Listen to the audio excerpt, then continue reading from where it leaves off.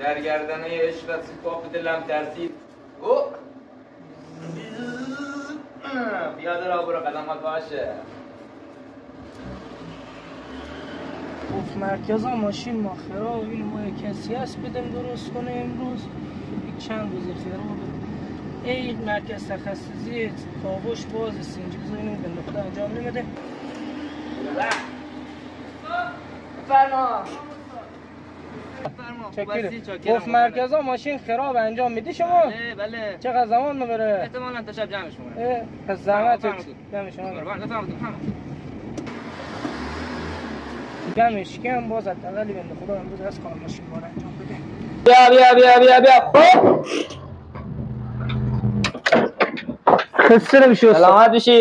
شاکر داداش. قربان. نگاه استاد باید با کلید درایی رو باز و بس کنید. خسته ما کردنی ایدن در همه باز و بس میشه. یه زحمت شما. چشم آقا جان. هم یک کارت فقط به ما میدیم مزاحم. چشم بفرما. خدمت شما داداش. شما در نکنه با خدا. خیلی خوبی هم که کار نداره یک دیاگ میزنم خرج دور امشب هم ده.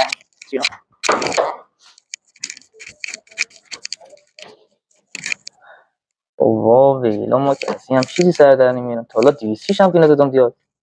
ای بابا چیکار کنم جون تو با دیاگم که نشد رو دری شو کنم ببینم اینجا چه خبره میشه کاریش کرد. الان چلو قفلی رو درستش کنیم. کوزای زنگ بزنم به محمد. اوه برگا هم که رفت جون تو. ای بابا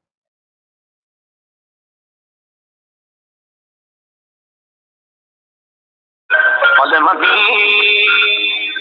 نگاه کنم تو رو محمد جان خوبی داداش؟ سلام داداشم یک 200 برام اومده مشکل قفل در مرکزی داره اینو چیکارش کنم؟ در مرکز اونا کار نداره که اونا هم مثلا پراشه دیگه فکر میکنه ازم روی یک سیمکشی بکش برش دیگه. مطمئنی داداش؟ از جلال سیمکش برش 20 متر توپ سیم بگیر همه ماشینا با سیمکشی هر رو حل میشه. حل دیگه 4 متر سیم برم میگیرم همش سر هم میکنم. دمت گرم. مرسی خداحافظ. خدا. ای بابا چی اشتباهی کردم 200 قبول کردم الان چیکار کنم اینا هم که مشکل نداره. ای بابا چیکار کنم ما الان بابا الان که یارو صاحبش هم دور براست پیدا بشه. هلاک ما کرد بابا چیه چیکارش کنم ما؟ سلام داشمی. سلام داداش. چه کار میکنی با این ماشین تو؟ هیچ یک مشکل خورده قفل مرکزش خراب شده. قفل مرکزش دست سیما رو میدی چی بلا زنگ زدم به محمد گفت یک 4 تا سیم بکش با مال پرایدم هیچ فرقی نداره. بی خود کردی مگه توی کردی پرایدی مالتی پلکس چه کارا بیش کردی؟ یک 4 تا سیم می‌وصل کردم یک دیاگ دادم. یک چیز دیگه بیا دیاگ بیا بیرون بابا الان برقا قطع برار. بذار برم بس دیاگ خود میبیارم زمین بیارم بابا باش.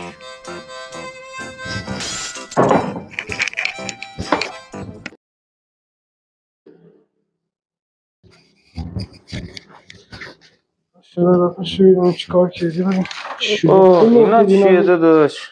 بیا بار بمیرم بیا برو دوره ببین. نکنه روزای نکنه دور مالتی پلکس که میه مالتی پلکس میری موقعی که میری اشغال دور فکر این روزا نیستی که یک مشتری میاد بخیر کارش را بندازی. ماشاءالله.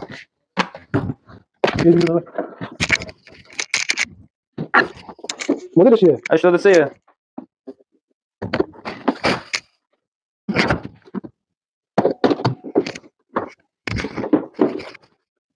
خوبی داداش چی کار میکنه؟ بیا تو محله به توضیح. حالا سویچ باز می‌کنی میری تو نرم افزار سیستم خودرو ایبیابی ایران خودرو 206 موتور کنم پی اس آی میری شناسایی کنی میری داخل. اینجا پارامترها هست خطاها هست میرم داخل تست عملگرها باز و بس کردن قفل کردن درها ببینیم تست کن. ببین صداش از تو بی اس آی داره میاد ولی کار نمیکنه یعنی عملگر بی اس آی سالمه. درست.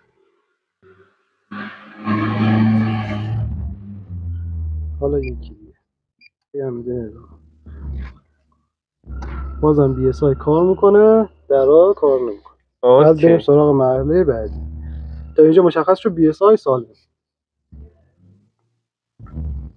بعد از این مرحله که بی اس آی چک کردم مشخص شدی سالمه بعد بریم یا سیم کشیه یا پمپه. از این دو حالت بره سیم کشی بعد بریم نقشه خوانی هم بلدیه یک چیزایی بذار پس نقشه خانه رو بیارم ببینم از نقشه چیزی میفهمی. نکن نرم افزار کارمپ. نرم افزار کارمپ رو وا میکنم جای PSI 206. خب محرک در به جلو چپ این نگاه میکنید پایه‌اش 6 سیمه پایه 3 و 5 مربوط میشه به موتور پمپ. میبینید داره درست میگی. بعد تست کنیم ببینیم برمیاد سرش یا نه. پایه های 3 و 5 لامپ تست بیا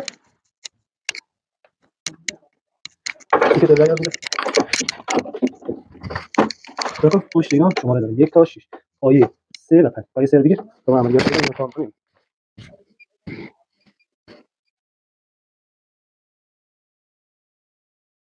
خب دوست گرفتی؟ برو پای 5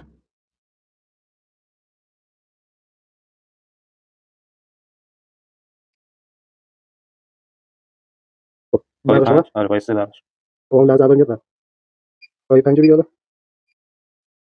این پای 5 از چی شد؟ یعنی برق تو BSI میاد از اینجا داره تو دسته من تا سر سوکت میاد. مشکلت میشه پمپ درت. به همین اوکی راحتی. دست شما در نکنه آقا. اگه من دونست چنانقدر راحته ما هم از اول میامدیم دوره مالتی پله. حالا میتونی کاراشو بگیری و بچه‌ها معرفی کنم بری کلاس‌ها شرکت کنی و کاراش انجام بدی. باشه دست شما در نکنه. مرسی. شکر.